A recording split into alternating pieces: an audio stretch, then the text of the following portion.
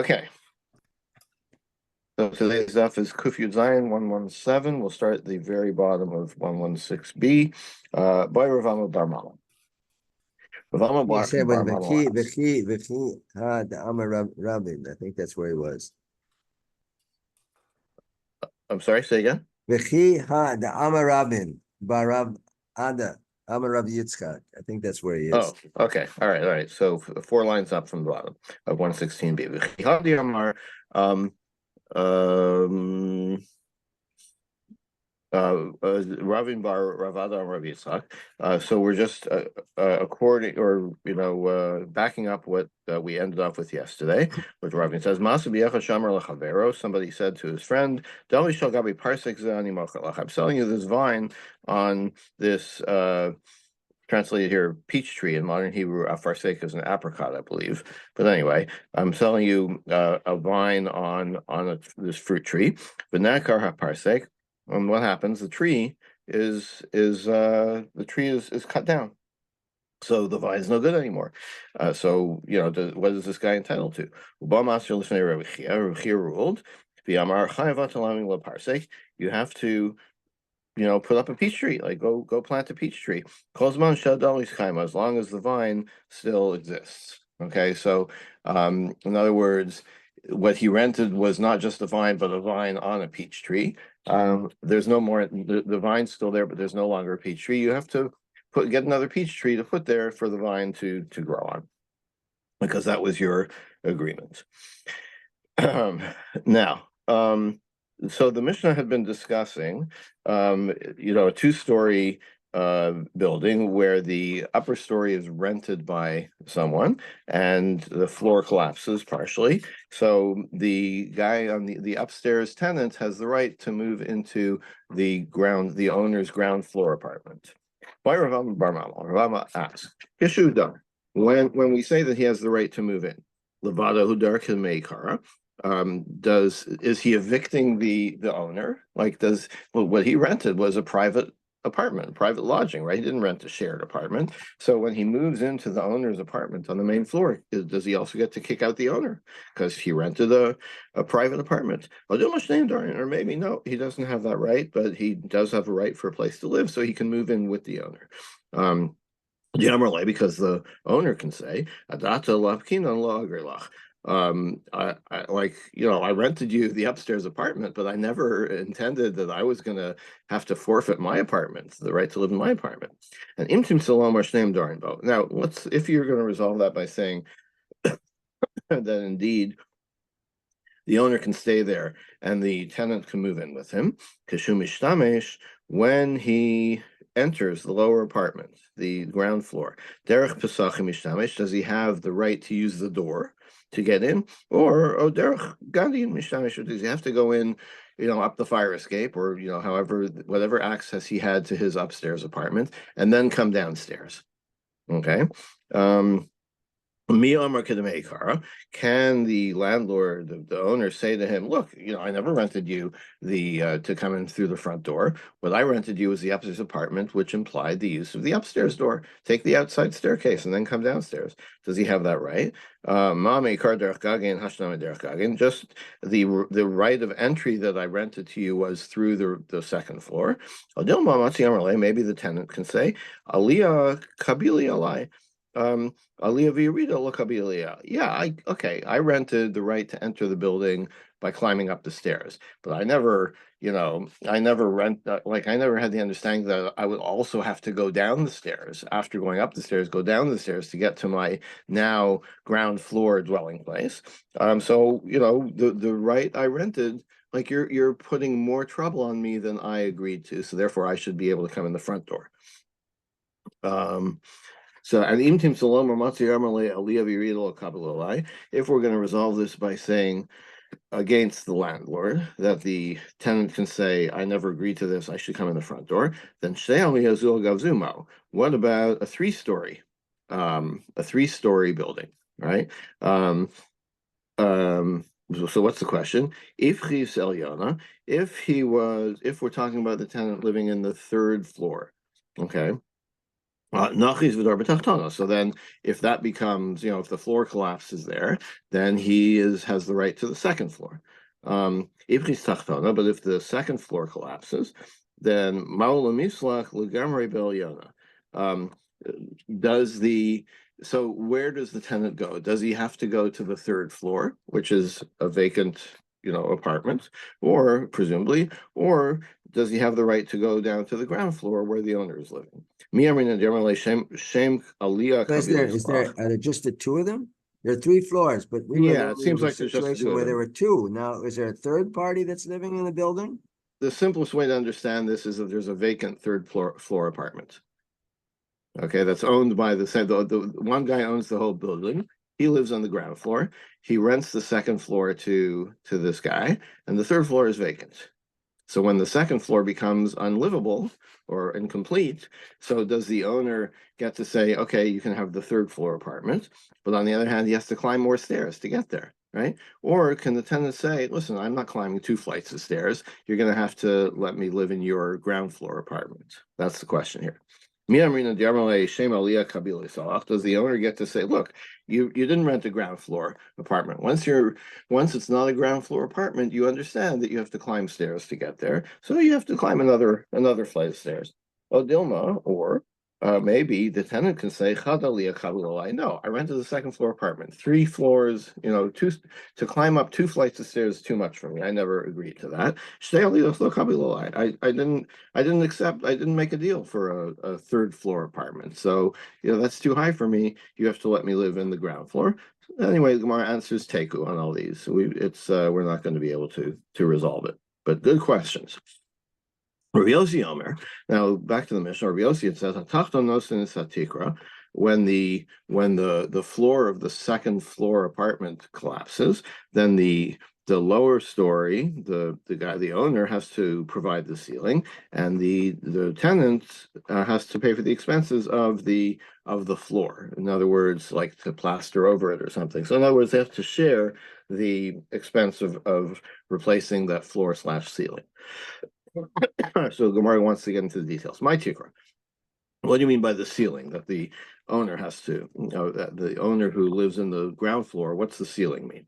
Rabbi Yossi Rabbi Chanina Amar, Kinim Usanain, it's like it sounds like rebar, it's like this kind of a mesh of reeds and thorns. Okay. And then the plaster has to be provided by the upstairs guy.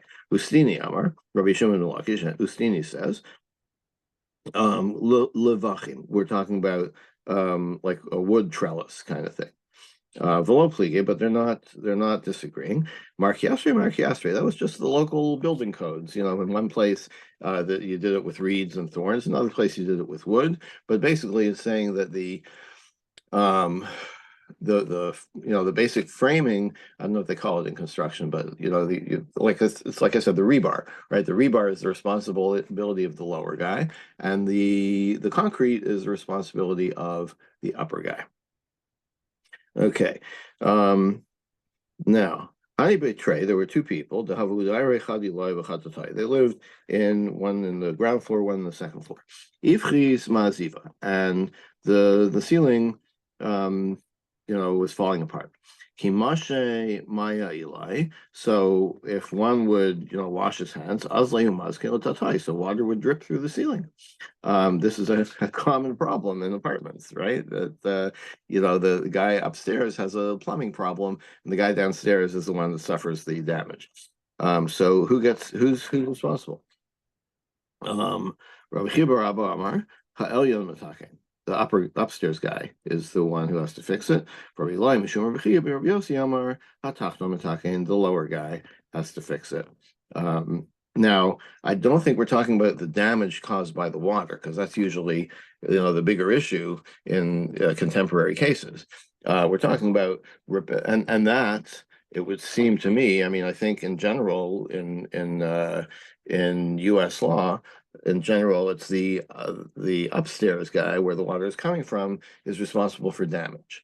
But who's responsible for fixing the pipe, or for fixing, in this case, the floor, the leaky floor?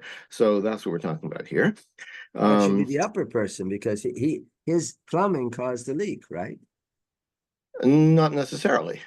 We're talking, we don't, I don't, we're not, it's not clear what caused the leak. It sounds like deterioration of the floor.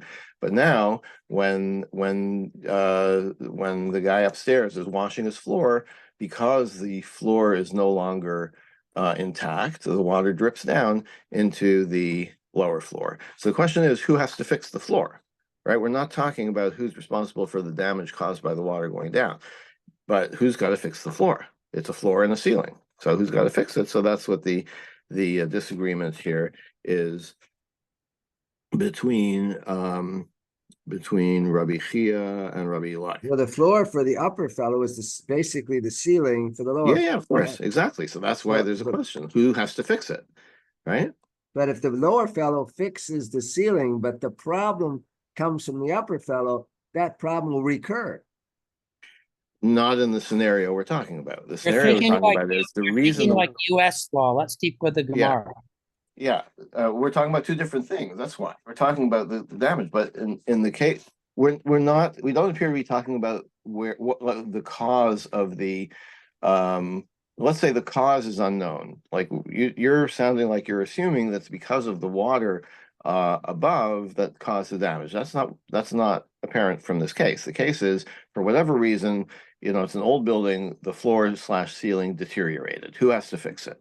And why does it have to be fixed? Because water will come through, but that's not what we're talking about. The water, we're talking about the fixing of the infrastructure, right? Of the actual floor ceiling. Okay. Okay. And how do I know? How do I remember who said what between Rabbi Eli and Rabbi Chia? V'simam v'Yosef hurad Mitzrayma. The verse says, the Torah says in the story of Yosef, Yosef was brought down to Egypt. And Rav Chia ben Rabbi Yossi, which sounds like Yosef, is the one that said that that the downstairs guy has to fix the ceiling. So this is how you remember which is which. Anyway, what's excuse me? What's the answer?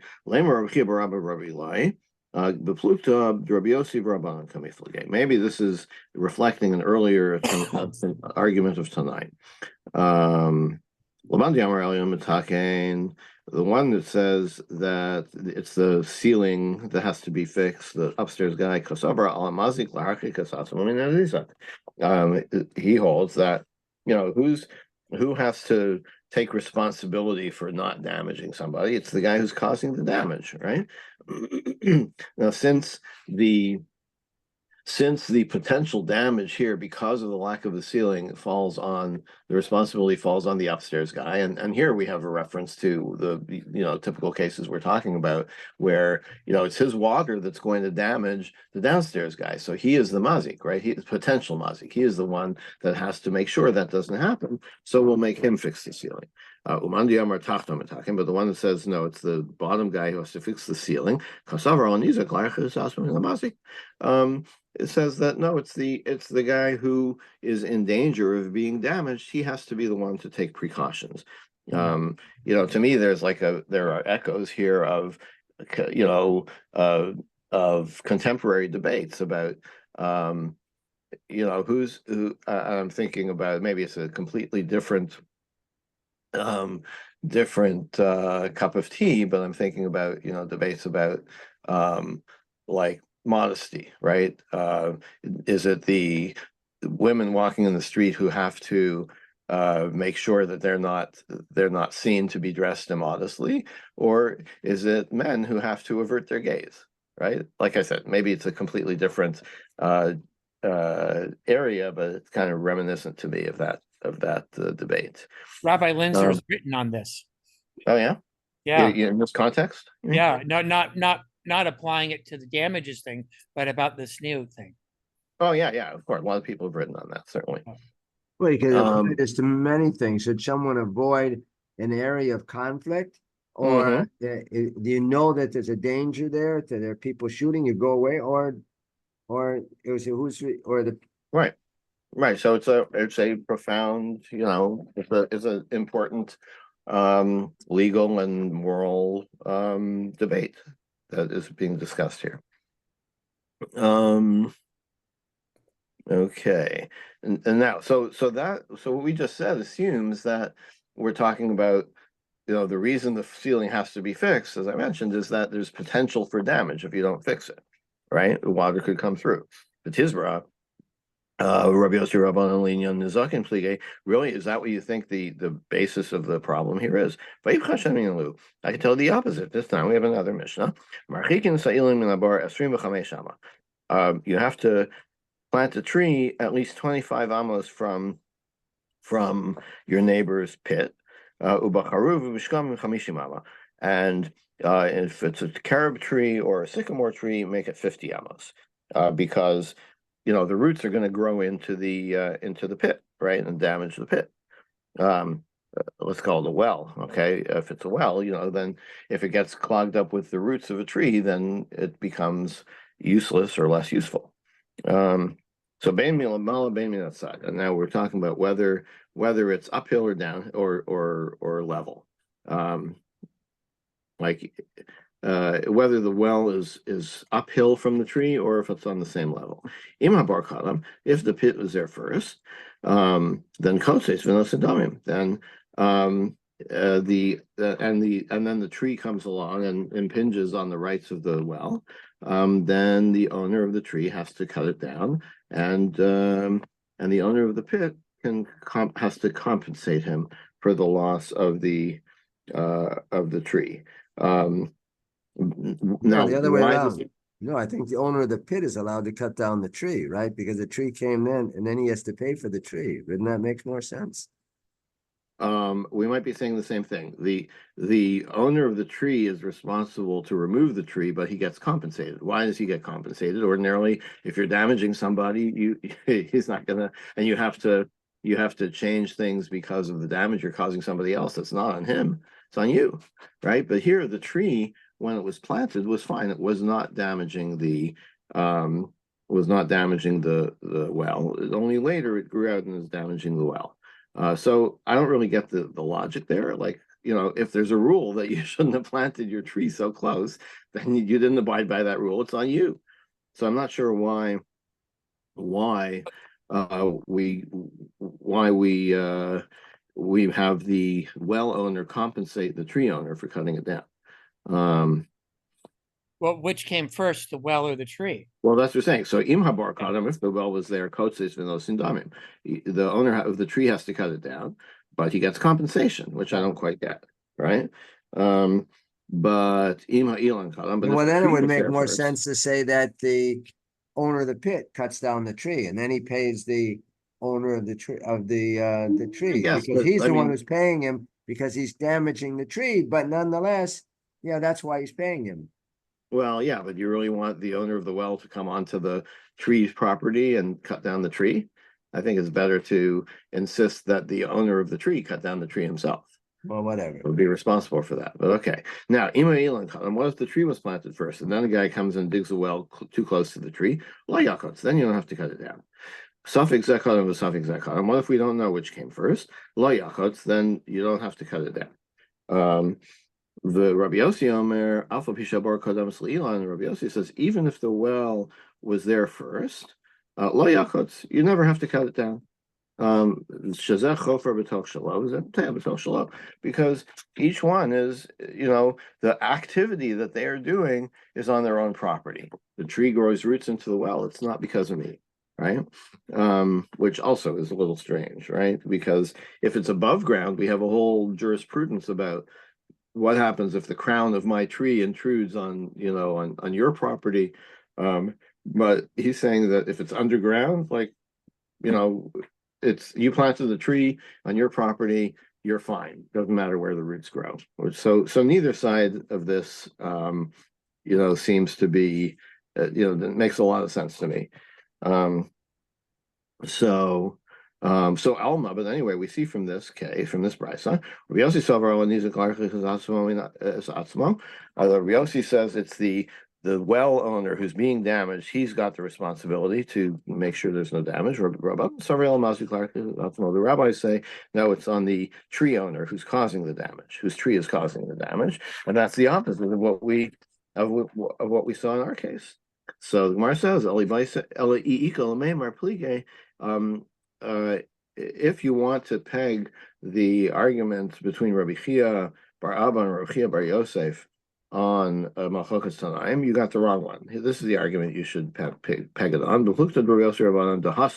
It's a different case of Rabban and Rabbi Yosef. It's a different case that they're disagreeing about.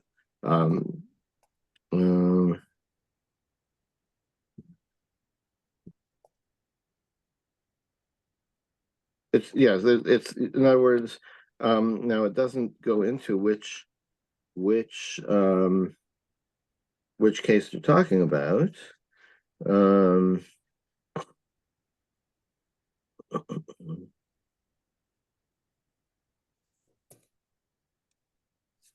Oh, the earlier case we tried to peg it on. 1 second. Oh, the Hatachtonos in Satikra. Yeah, Rav Yossi earlier said that the Tachton is responsible.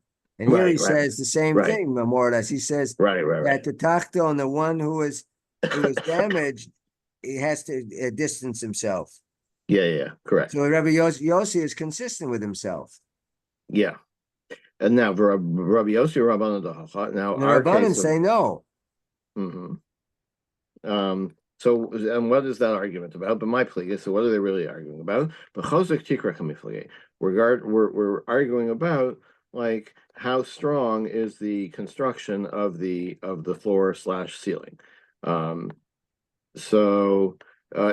In other words, we're not talking about where the ceiling collapsed. We're talking about where it's weak, right? And the tenant says, I can't live in this apartment because I feel like every time I walk into that corner, I feel like I'm gonna fall through, right? It's shaky, right? It's about to collapse. That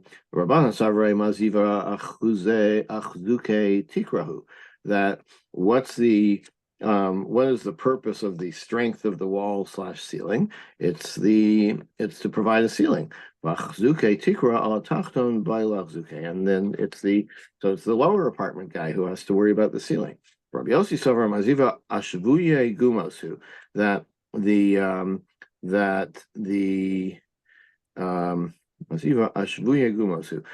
the plaster in the ceiling is only to keep things level, right? It's not to provide structural strength, right? It's just to have a smooth floor. And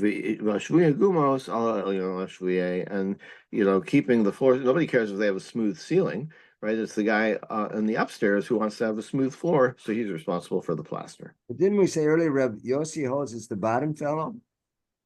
Because here, Yosef, you read Mitzrayim? No, there were two. There's a Rabbi. It's Rabbi Chia. Two Rabbi Chias. Rabbi Chia bar Yossi and Rabbi Chia bar somebody else. Bar Abba. So that's a different Rabbi Yossi. Oh, it's a different. Oh. Yeah, I mean, well, it's Rabbi Chia. It's a Chia who's the son, I presume, the son of a different Rabbi Yossi. Okay. All right. Now, so now Ani. So the Gemara is asking about if. So Rabbi Chia Rabbi Yossi said that it's the bottom guy who has to fix the ceiling, right? Because, and we said that's because that it's the Nizak who has to take the precaution, the guy who's being damaged, right? Who has to take the precaution. Any, so is that right?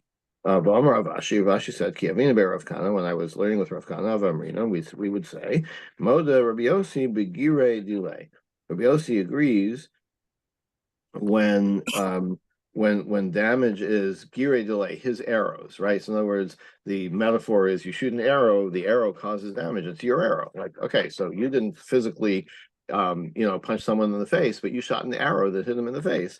It's your arrow. Like that's direct. And that's so Rabbi Yossi would agree that then it's the arrow shooter, the mazik, who's responsible. Now, how is this not the same, right? This is water that's directly coming from your apartment into his apartment. So the answer is the paske maya v'hadar nafle. Now, what happens is the water kind of pools, and then it starts to drip into the lower apartment. So there's a level of indirection, right? It's not that you're pouring water directly into the downstairs apartment. You're allowing water to pool in a corner, and then eventually the pressure of the water causes it to drip. So there's some kind of level of indirection where, even though I understand that if you directly cause someone damage, you're the responsible party. You're responsible to make sure that doesn't happen. But in this case, it's a little more indirect. And that's why Rabbi Yossi says that in that case, it's the injured party who has to take the precautions. But the water still comes from, in some sense, even indirectly, from the upper party. Yes, that is correct. So that's the machlokas, right? Rabbanan say it doesn't matter. It's like you're the one causing damage, maybe a little bit indirect, but you're still the guy causing the damage. You have to be the one to make sure that doesn't happen. But Rabbi Yossi says because there's some indirection here, if you're aware that water is pooling above your ceiling, you better make sure the ceiling is protect yourself by making sure the ceiling is watertight. Okay, next Mishnah. You have a partnership, right? A duplex with an upstairs and a downstairs, and it's owned by partners. Shanaflu. And the whole thing collapses. Amar Bal Aliyah Bal Bayis Lifnos. The second floor guy can compel the first floor guy, the ground floor guy, to rebuild his apartment so that he can build the second story on top of it. Okay, but the ground floor guy, he's like, I'm taking the insurance money and retiring to Florida. I don't want to build. We can compel not compel, but the second story guy can build the first story and the second story. The Darbatocha, and he can live in it until the ground floor guy pays him for the expenses of reconstruction. Rabbi Yehuda Omer, Rabbi Yehuda says, Avzeh Darbato. So, this is it's a little unrealistic because, if not everybody has the money to rebuild the two-story house where he only owns one story. But anyway, Rabbi Yehuda Omer hasn't been invented yet. Indeed. Rabbi Yehuda Omer, Avzeh Darbato Shel Chavero. Even in this case, where the second floor guy is in the meantime living in the main floor, the ground floor, pay rent. So what do? The second story guy builds the whole house, both stories.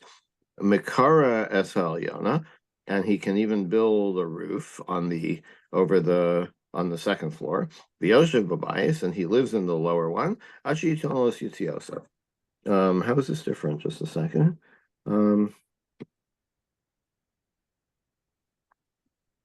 Okay. So the Tanakhama says just build the first floor, right? Live there until you get paid for it, right? And then build your second floor. And Rabbi Yehuda is saying, no, you can actually build both floors, right? And occupy the first floor until the owner pays you, until the partner pays you back. Rabbi Yochanan says, there are three places where Rabbi Yehuda taught us that you can't benefit from your friend's property. This Mishnah is one of them, right? Because so Rabbi Yehuda had said that if you only built the first floor and you're waiting for the guy to pay you, you have to pay rent in the meantime, because sure, you paid to rebuild this apartment, but you rebuilt it. It's like, your partner is the one who really owns it. He just hasn't paid for the construction yet. So this is a case of, the reason you have to pay him rent is you can't benefit from, like Rabbi Yehuda could have said, according to Rabbi Yehuda, you could have said, build the whole house, right? And live in your upstairs part, and don't let the ground floor guy in until he pays you. Okay. But if you're actually living in his part of the house and the ground floor, you have to pay him rent. Irochmai, where are the other two cases? This time we have a Mishnah. You give wool to someone to dye for you. Adam, shachar. You ask him to dye it red and he dyes it black. Shachar or Adam, or vice versa. You have to pay for the value of the wool. If the if the wool has improved in value, right, has appreciated in value as a result of dyeing, even though it was the wrong color, then the wool owner has to pay the craftsman, the dyer, for the expenses. But if it costs more to dye it the wrong color than the improvement, that was more than the improvement in the wool, of the value of the wool, then then the owner has to pay the dyer for the improvement. So Rabbi Yehuda doesn't allow the dyer to keep the wool because then he would get benefit from somebody else's wool. Right, so it's another case where Rabbi says you can't benefit from someone else's property. V'idach mai, what's the third case? We had this discussion before, and it seemed to me that when we discussed this, that the person who dyed the wool, he changed it, so he may have acquired it, maybe his wool then, right? So there was always a question of who owns the wool, and then there was a question of a loan, right? It was interpreted a little differently elsewhere. I mean, there was other discussion about this issue. But this that's a great point. It was earlier in Bava Metzia, I think, or maybe in Bava Kama, actually.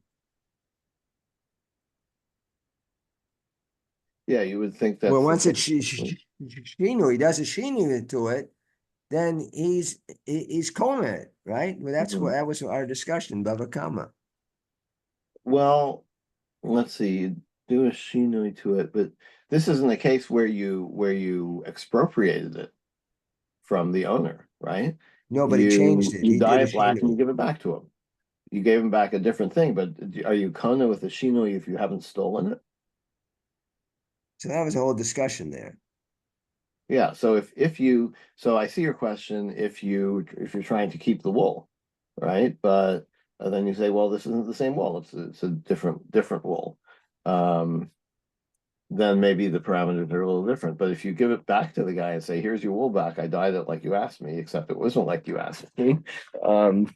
Then is there a kinyan there? I don't know. It doesn't seem like that's a classic case of a shinoi that is kana. Because you're not trying to I don't keep it. remember the whole K, but I do remember this discussion. Yeah, it should be a factor. Yeah, you're right. Okay, vidach mai. What's the third case of Rabbi Yehuda saying you shouldn't profit from your friend's property? It's not. Mishapara mixas chova. If you repay part of the loan, v'hishlishas shtaro, and then you deposit the document the loan contract to somebody else. V'yamarlon, you said to this guy, this third party, im ein ani nosin lecha, mikan v'yad zman plani. If I don't completely repay the debt from now until January 1st, ten lo shtaro. Then give the lender back his document, and he'll be able to collect through it. He gives one. January 1st comes along. He hadn't paid. So now, does the guy who's holding the contract, does he fulfill the condition? Does he give back the does he give the contract back to the lender? Rabbi Yossi Omer Yitin. Rabbi Yossi says yes. Rabbi Yehuda Omer Lo Yitin. Rabbi Yehuda says no. Why not? Because he's already repaid part of the loan, right? The document specifies the full amount of the loan. So there's a concern that the lender could use this document to demand full payment, even though it's been partly paid. So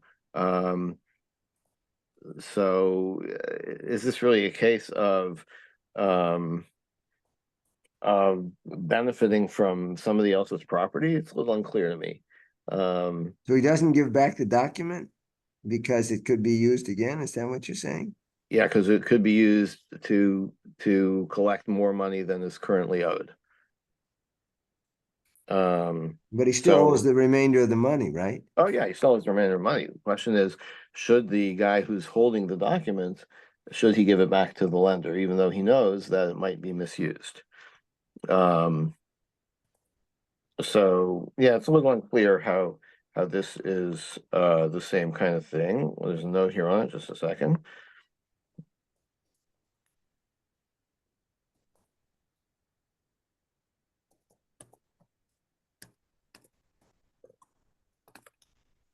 Yeah, no, I don't quite get how this is, where the benefit is. Mhm.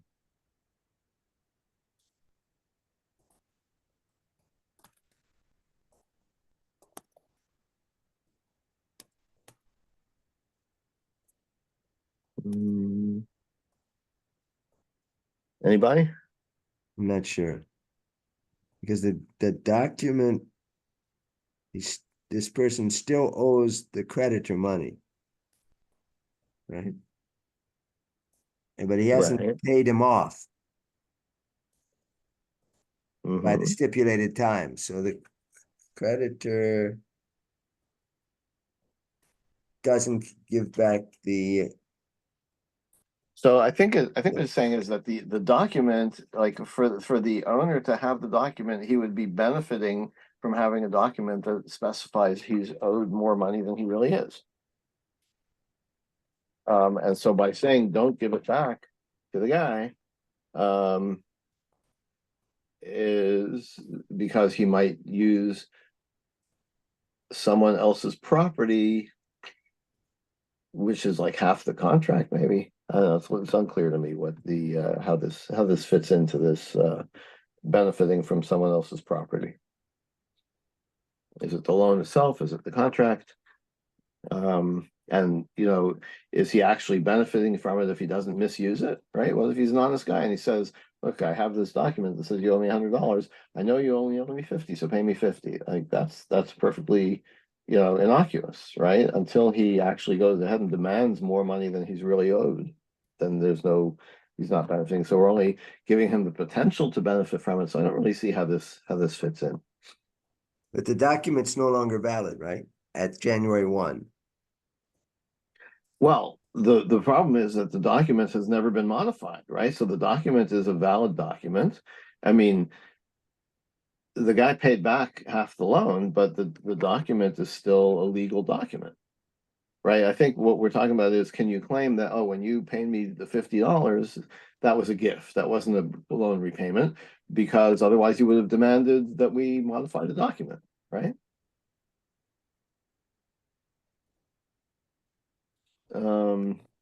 Okay, so anyway, we have this idea though that Rabbi Yehuda says you can't benefit from something that's not yours. Am I?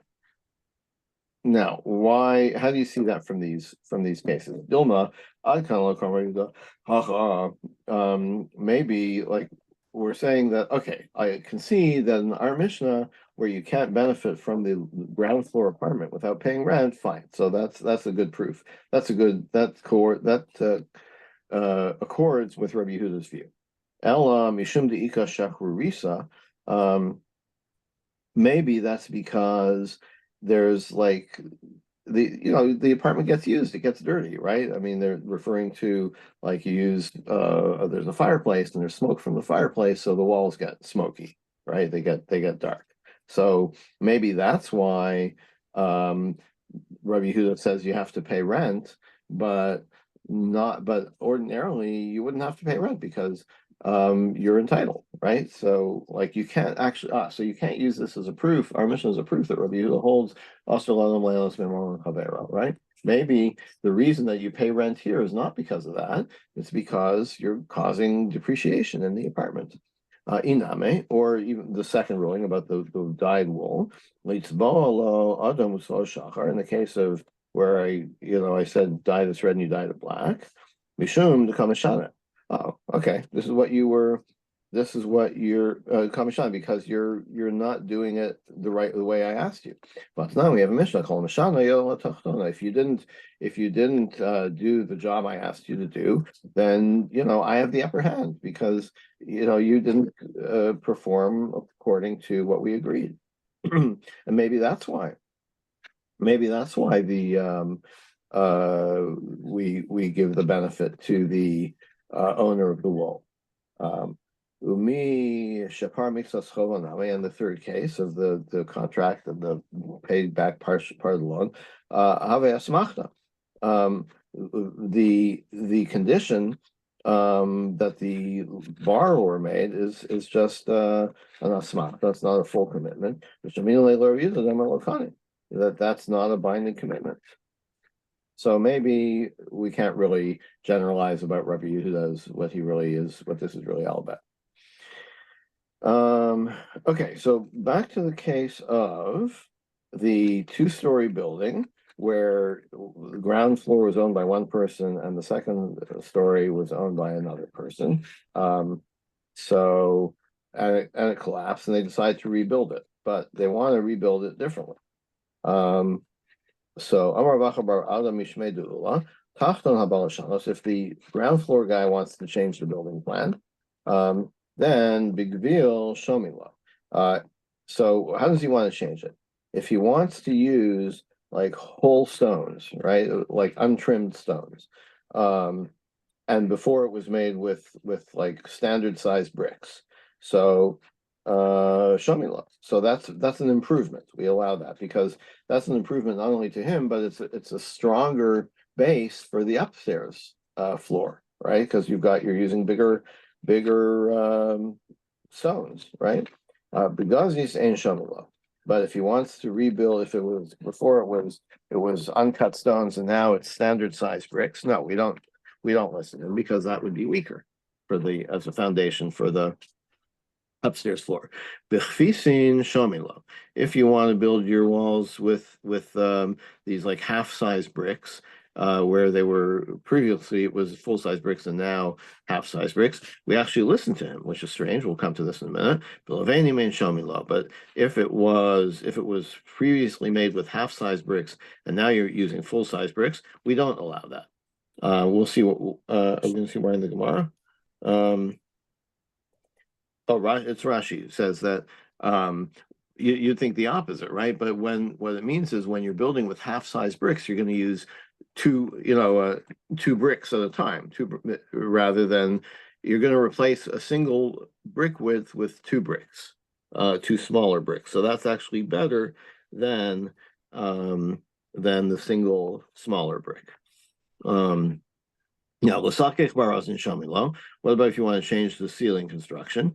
If you were trying to replace it with a stronger brand of wood, like cedar, fine. Bishkamin and shamilo. But if you're replacing it with a weaker kind of wood, like sycamore, relative to cedar, then you don't. We don't allow that. I mean, these are all pretty obvious. If he wants to reduce the number of windows that he has on the ground floor, then we allow that because presumably the walls will be stronger with fewer windows, and so it's okay for the upstairs guy. But if he wants to put in more windows and make the walls weaker, then we don't allow that. If he wants, instead of a 10-foot ceiling, he wants a 12-foot ceiling in the new building, then we don't allow that because again, it's a weaker structure for the upstairs guy, weaker foundation. But if he has a 12-foot ceiling and he says, okay, I'll just do a 10-foot ceiling, then that's better for the upstairs guy. We do allow that. Now, Elyon Shabalashanos, what about the upstairs guy wants to make changes? So Begazi is Shomilo. So it's the opposite. If he wants to use smaller bricks, trimmed stones, then we allow that. Bigvil ain't Shomilo, but if he wants to replace what was trimmed stones with whole stones, those are heavier, right? And so we don't allow that because obviously the weight will damage or maybe cause more risk to the lower floor. B'kfisin ain't shamilo. If he wants to use the half-size bricks instead of the full size, we don't allow that. B'levain ain't shamilo. But if he wants to use full-size bricks instead of half-size bricks, we do allow that. Barazim ain't shamilo. B'shikma shamilo. If he wants to use heavier cedar wood ceiling, then we don't allow that. But shikma, but lighter sycamore, we do allow. If he wants to have more windows, we allow that because the window is an empty space, there's less weight, pressure, put on the foundational ground floor. So we allow that. But he wants to have fewer windows, so the walls are heavier. We don't allow that. If he wants a 12-foot ceiling instead of a 10-foot ceiling, then again, there's more material in the wall, so it's heavier. Then we don't allow that. But if he wants to go from 12-foot to 10-foot, we do allow that. Now, what about, this is what I referred to earlier, what if neither of them have the money to rebuild it, right? So what they're gonna do is they're gonna sell the lot, right? What do we do about that? So we have a Tanya, we have a brisa, ein lo lo zelo zef. If that's the case, they don't have the money to rebuild it. Ein lo lebal ha'aliyah b'karka klum. Then the upstairs guy has no interest in the land, which is a little surprising. There's no rights to the land. It's not his land, right? Right, know about even though he interest. has rights to the building, but the building doesn't exist anymore, and we're assuming that it's the ground floor guy who owns the land. Right. The ground floor, he owns the land. Mhm. The upper guy doesn't have any rights to the land. Right. That's what this mission says. But Tanya, we have another brisa. No, it's not quite like that. It's an uneven split. The ground floor guy gets 2/3, v'alyon shlish, and the upstairs guy gets 1/3.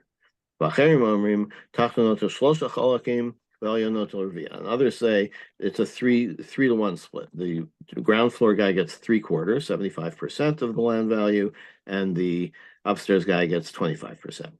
Amar Rabba, Nakot Rabbi Nassim Bialcha. Rabba says like the real, the one you should rule by is Rabbi Nassim, the 2-to-1 split. To Dainahu, because he is a judge. So a judge tends to get to the bottom of it, bottom of things. Like he really reasoned it out. Kasavar, because he holds like this. How much of a depreciation or loss does the upper story cause to the lower story?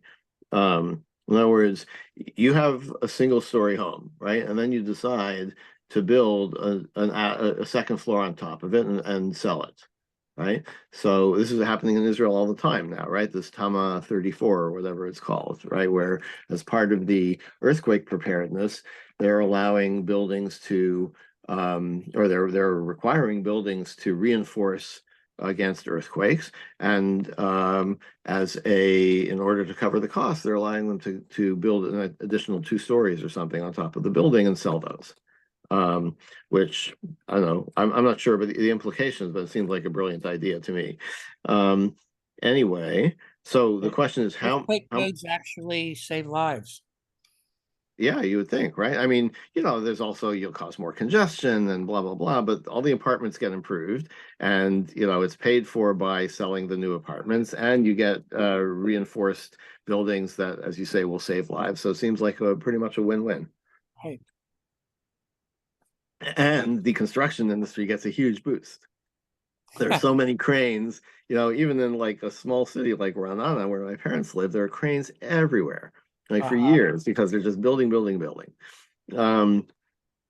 Anyway, so Kasara says, come off sale real bias.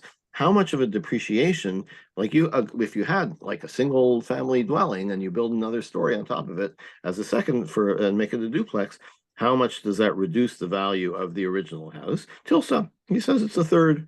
Hilkach Islay Tilsa. Therefore, the upstairs guy is entitled to 1/3 of the land that the house is standing on. Okay, so let's stop here and we'll pick up with the next mission tomorrow. Yasher Koch. Okay, have a good day, everybody. Okay. Bye now.